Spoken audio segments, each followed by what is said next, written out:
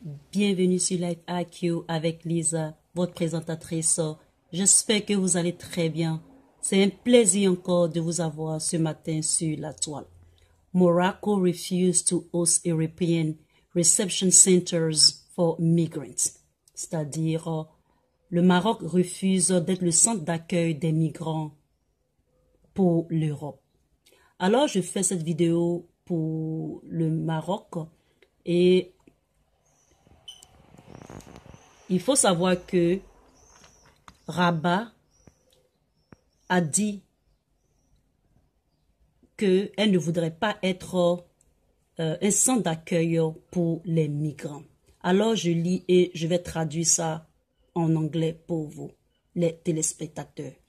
Moroccan Minister of Foreign Affairs Nasser Bourita has refused any action from European Union to outsource migrant reception centers to Morocco, emphasizing that this suggestion is an easy solution.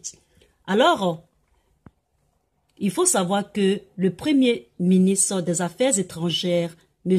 Nasser Bourita, a refusé l'action de l'Union européenne d'être un centre de réception pour la migration. C'est-à-dire que le Maroc, l'Union européenne voulait que le Maroc soit l'un des pays pour accueillir les migrants vers l'Europe.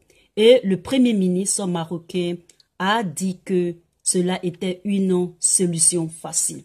Alors, dans cette petite vidéo, je voudrais vraiment applaudir le Maroc.